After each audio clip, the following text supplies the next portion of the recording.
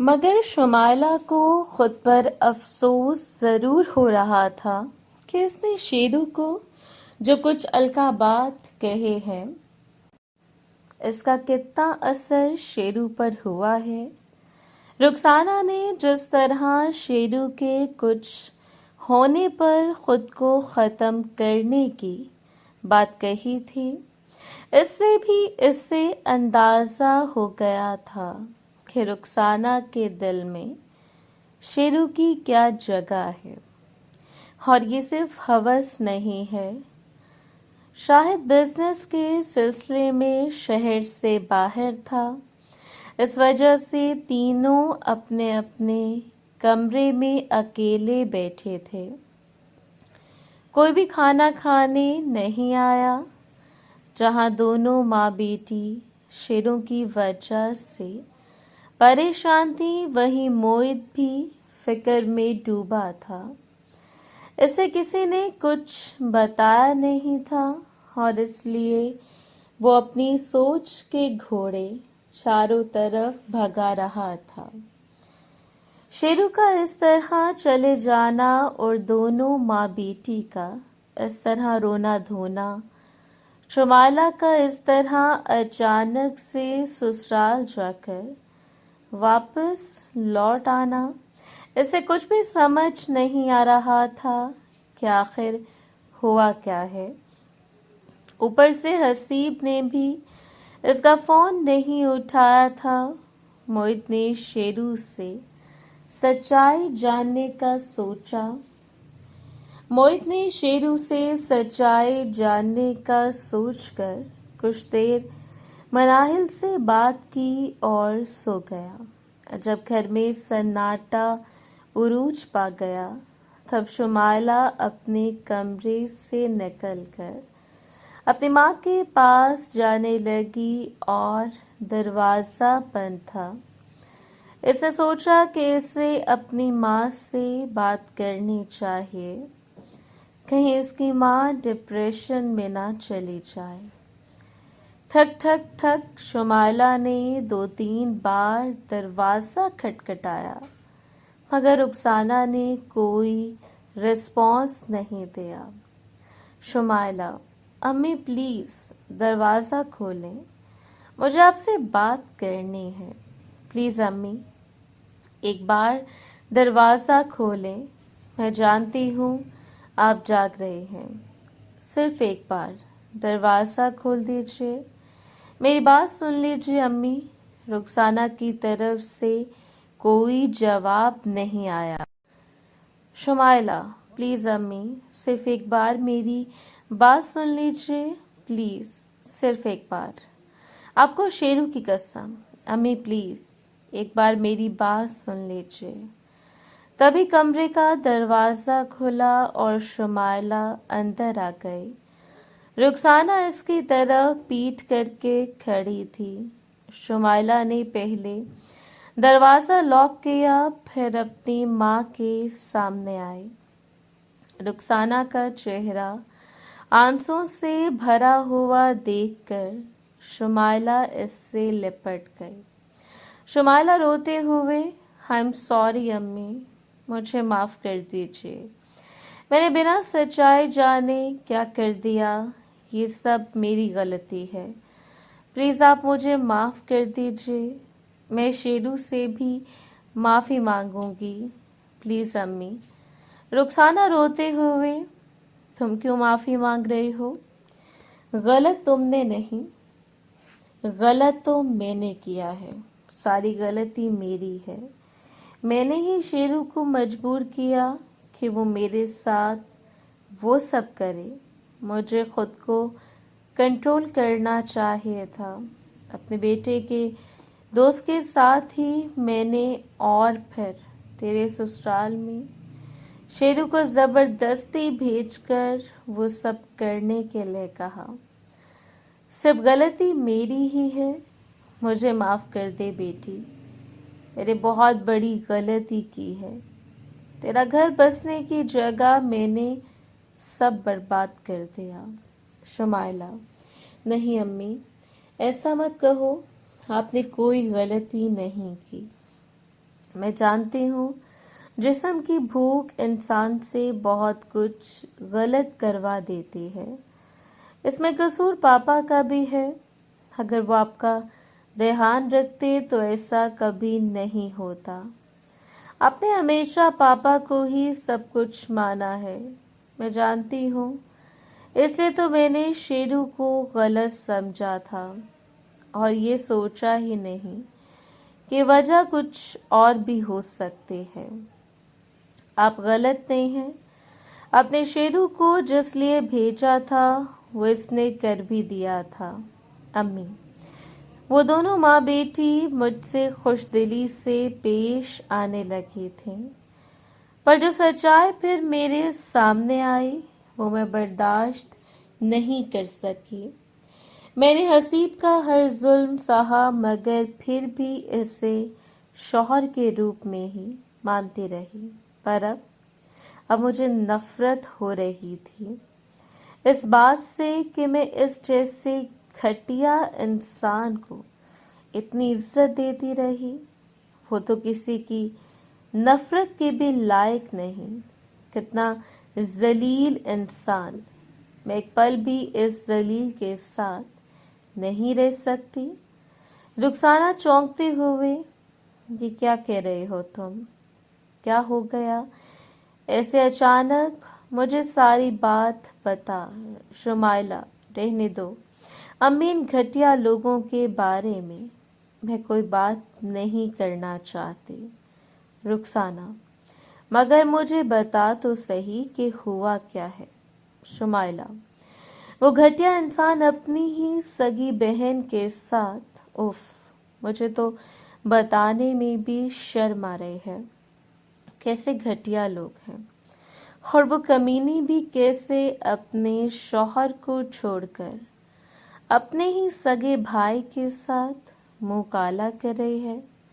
रुखसाना हैरानगी से, क्या ये सब? शुमाइला, हाँ अम्मी, मैंने अपनी आंखों से देखा था दोनों को, और फिर मैं खुद को रोक नहीं पाई। मैंने दोनों को ही मारना शुरू कर दिया। कैसे बेशर्मी के साथ दोनों। रुखसाना, ये सब क्या हुआ? शेरू कहाँ था इस वक्त? शुमाइला, रात को मुझे सोता देखकर जब हसीब कमरे से गया तो मुझे लगा कहीं शेरू इस हुमा या इसकी माँ के साथ ना हो, तो मैं डर गई कि अगर हसीब ने देख लिया तो क्या होगा। मैं जब शेरू के कमरे में गई तो वहां कोई नहीं था। फिर मुझे दूसरे कमरे में किसी के होने का एहसास हुआ। मैंने दरवाजे से अंदर देखा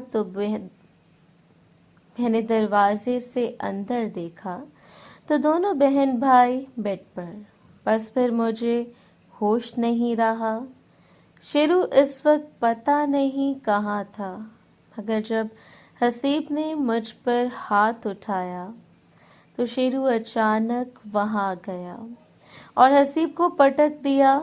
रुखसाना, इसका मतलब वो नजर रख रहा था। शुमाइला, क्या? रुखसाना, हाँ, वो हर चीज का सबूत इकट्ठा कर रहा था ताकि तुम्हारे ससुराल वाले अगर कभी तुझे तंग करें तो हम इनसे अपनी बात मनवा सकें। शुमाइला, वो मेरे लिए सब कर रहा था और मैंने इससे ही। रुखसाना, इससे ही क्या? शुमाइला रोते हुए, वो जब मुझे चुप करवाने मेरे पास आया तो मैंने इस पर हाथ उठाया और इसे पता नहीं क्या क्या कह दिया। रुखसाना, रो मत बेटी, गलती हम दोनों से हुई है। इस बेचारे ने तो जो भी किया मेरे कहने पर किया और तुम्हारी भलाई के लिए किया। तुम्हें अपनी बहन मानता है वो तुम्हें जरूर माफ कर देगा। इसका दिल बहुत बड़ा है, मगर मैं तो अब इससे माफी भी नहीं मांग सकती। वो पहले ही मना कर रहा था, पर मैंने ही इसे तुम्हारा वास्ता देकर भेजा था। इसके दिल को बहुत ठेस पहुंची होगी, मेरा फोन तक नहीं उठाया इसने। शुमाइला रोए मत अम्मी, मैं इसे मनाऊंगी। देखती हूँ कैसे नहीं मानता, मगर इससे पहले मोहित को क्या बताना है ये सोच लो। वो सुबह जरूर पूछेगा। रुखसाना, वो मैं देख लूंगी बेटा, पर तू बता कि अब तू क्या चाहती है। शुमाइला, मैं इस घर में नहीं रहना चाहती, मगर पापा, रुखसाना ऐसा ही होगा। तेरे पापा से मैं बात कर लूंगी, और बेटा हो सके तो मुझे, हाथ जोड़ते हुए। शुमाइला, नहीं अम्मी, प्लीज ऐसा मत करें। मुझे इस बात पर अब कोई गुस्सा नहीं है, और आप चाहो तो शेरू के साथ। रुखसाना, नहीं बेटा, अब तो वो शायद मुझसे कभी मिलेगा भी नहीं। चल ये सब छोड़, आज तू मेरे साथ यहीं सो जा। शुमाइला मन ही मन में, नहीं अम्मी, मैं जानती हूँ आपको शेरू की जरूरत है, मैं इससे माफी मांगूंगी, इसे आपके पास वापस लाऊंगी। दोनों माँ बेटी देर रात तक बातें करते हुए सो गए। इधर महरीन ने कई बार शेरू को फोन ट्राई किया, पर वो स्विच ऑफ आ रहा था। महरीन शेरू से ठीक से बात भी नहीं कर पाए थे, अपनी माँ की वजह से। वो बिस्तर पर करवटें बदल रही थी और शेरू पर गुस्सा भी हो रही थी। फिर इस रीमा की बात याद आने लगी। महरीन, प्यार तो सबसे करती हूँ, जब मुझे प्यार का मतलब ही नहीं पता था, मगर वो बुद्धू समझे तो ना। आने दो, कल इससे बहुत तंग करना न, कल अच्छे तरीके से खबर लूंगी इसकी। ओह मैडम जी, प्लीज माफ कर दीजिए, मैं और बर्दाश्त नहीं कर पाऊंगा मैडम। पुलिस लॉकअप में कल से ही इन 3 अफराद को जबरदस्त किस्म का टॉर्चर किया जा रहा था, पर अभी तक इन्होंने वो नहीं बताया था जो रुबीना खान जानना चाहती थी। रुबीना खान ने भी ठान लिया था कि वो सच उगलवा कर रहेगी। रुबीना खान तो तुम लोग नहीं बताना चाहते, चलो कोई बात नहीं, अगर तुम लोगों की यही मर्जी है तो ठीक है। हाशमी साहब, इनको और मत मारें, फजूल में हम अपना वक्त बर्बाद कर रहे हैं। आप इनको गाड़ी में बैठाओ, अब इनको आज़ाद कर देते हैं। रुबीना खान के मुंह से ये बात सुनते ही इन तीनों के दिल में खुशी की लहर दौड़ गई। तीनों को जल्दी से कपड़े पहनाकर पुलिस की गाड़ी में बैठाया गया। रात के अंधेरे में 4 पुलिस वाले इन तीनों को लेकर शहर के बाहर सुनसान रास्ते पर लेकर चल दिए। एक जगह पर गाड़ी रुकी और तीनों को गाड़ी से उतारकर इनके हाथ खोल दिए गए। पीछे से दूसरी गाड़ी में रुबीना खान भी आ गई। रुबीना खान, भाई मानना पड़ेगा, तुम लोग हो बड़े वफादार, जो इतनी मार खा कर भी अपना मुंह नहीं खोला। तुम लोगों की वफादारी से खुश होकर मैं तुम लोगों को आज़ाद करती हूँ। अब तुम्हें कभी दर्द नहीं होगा, जाओ भाग जाओ। नहीं मैडम, हम कहीं नहीं जाएंगे, आप हमें वापस लेके चलो, पहले वाले ने ये कहा, जो समझ गया था कि रुबीना खान क्या कर रहे हैं। हाँ, हमें वापस लॉकअप में डाल दीजिए, आप हमारे साथ ऐसा नहीं कर सकती। दूसरे वाला भी रुबीना खान को देखते हुए बोला, रुबीना खान, अरे मैं तो तुम लोगों को आज़ाद कर रही हूँ, वैसे भी तुम लोग सुधरने वाले तो हो नहीं और ना ही तुम लोग सच बोलोगे, तो क्यों ना हम ये झगड़ा ही खत्म कर दें। आप ऐसा नहीं कर सकती, ये गलत है। पुलिस ऐसे नहीं कर सकती किसी को। तीसरे वाले ने जब देखा कि पुलिस वालों ने अपनी बंदूकें लोड कर ली हैं, तो वो डरने लगा और इसकी टांगें कांपने लगीं। रुबीना खान ने इसकी तरफ ध्यान नहीं दिया और सिर्फ मुस्कुरा दी। रुबीना खान, हाशमी साहब जो करना है जल्दी करो, मुझे वापस भी जाना है। हाशमी जी, जी मैडम चलो, भागो जल्दी। तीनों में से कोई भी अपनी जगह से नहीं हिला तो पुलिस वाले जबरदस्ती खींचकर दो लोगों को गाड़ी में थोड़ा दूर ले गए। दोनों को गोली मार दी। गोली की आवाज के साथ साथ इन दोनों की चीखें भी सुनाई दी। ये मंजर देखकर तीसरा वाला थर थर कांपने लगा और इसका पेशाब निकल गया। वो जल्दी से रुबीना खान के पांव पड़ गया। मुझे छोड़ दे मैडम, मैं आपकी हर बात मानूंगा। मैडम मुझे छोड़ दो। रुबीना खान, तो बताओ मुझे सब कुछ सच सच। मैडम, मैंने ऐसा किया तो मेरे साथ मेरे घर वाले को भी। मैडम, मैंने ऐसा किया तो मेरे साथ मेरे घर वालों को भी मार दिया जाएगा। मैडम मुझे छोड़ दो। रुबीना खान, तो फिर तुम भी अपनी साथियों के पास चले जाओ।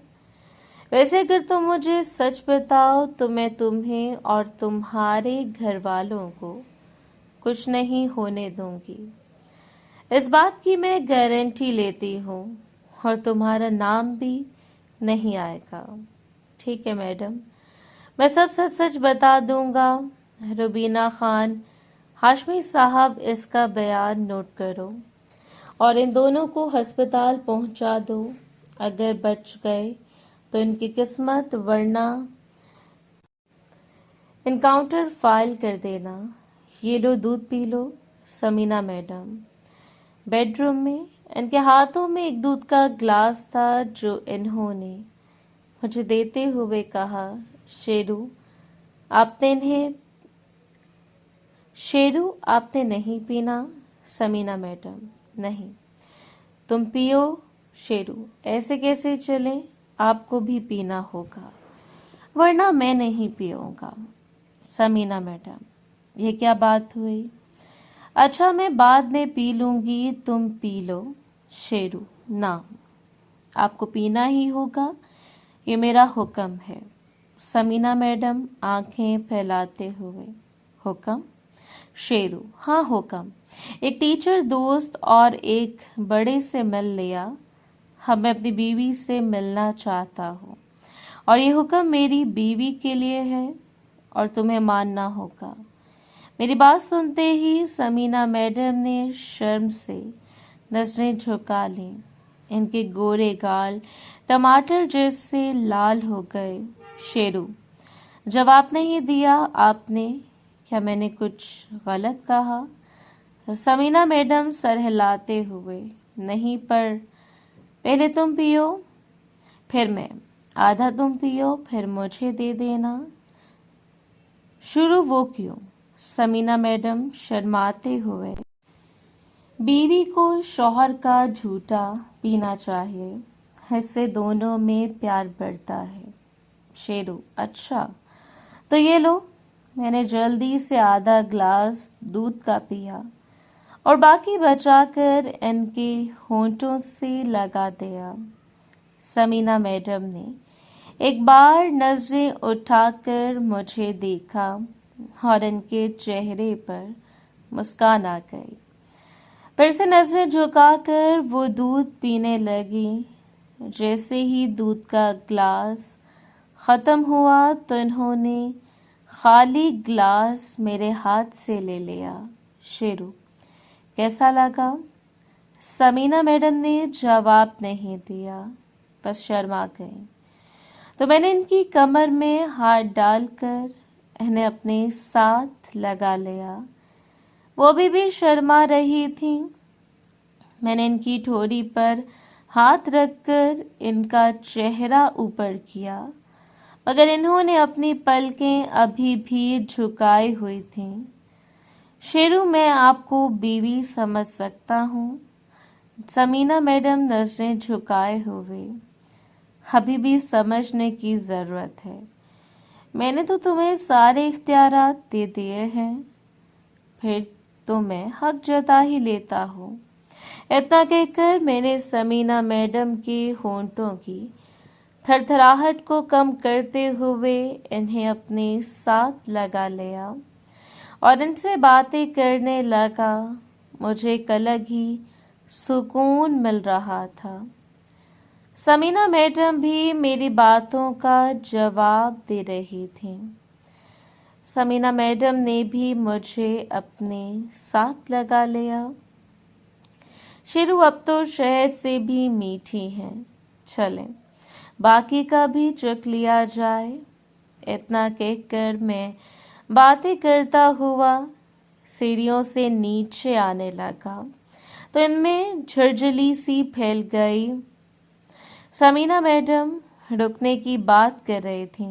शेरू, आज नहीं, बहुत दिनों से आपको अनदेखा किया है मैंने। आज नहीं, आज आपको इतना प्यार दूंगा जितना कभी किसी को नहीं दिया। समीना मैडम, मैं कब से इंतजार में थी इस रात के। अब समीना मैडम में भी करंट आ गया और इन्होंने भी मुझे साथ लगा लिया और मेरी आंखों में देखकर मुस्कुराते हुए जंगली बिल्ली की तरह मुझ पर हमला कर दिया। कुछ देर बाद हमारी मुलाकात खत्म हुई। समीना मैडम, आहिस्ता से, आज तुम डर क्यों रहे थे? शेरू, डर नहीं रहा था, बस आज दिल किया कि आपको थोड़ी सी भी तकलीफ ना दूं। समीना मैडम, वो क्यों? शेरू, आप मेरा इतना ख्याल रखती हो तो मुझे भी आपका ख्याल रखना चाहिए ना। समीना मैडम मेरी आंखों में देखते हुए, तुमसे मिला दर्द भी मुझे खुशी देता है। तुम मुझे कभी दुख नहीं दे सकते। मैं चाहती हूँ तुम मेरे साथ हमेशा दिल से ही रहो, दिमाग से नहीं। शेर, दिल से ही तो हूँ मैं और हमेशा रहूँगा। और अगर आपको दर्द ही पसंद है तो एक और मुलाकात हो जाए। मैंने जानबूझकर इसको छेड़ते हुए कहा, फिर उनके चेहरे पर शर्म आ गई। मोहतरम नाजरीन और सामीन, इस कहानी का बाकी हिस्सा अगली आने वाली वीडियोस में पेश किया जाएगा। अगर आपको ये वीडियो अच्छी लगी तो वीडियो को लाइक और हमारे चैनल को सब्सक्राइब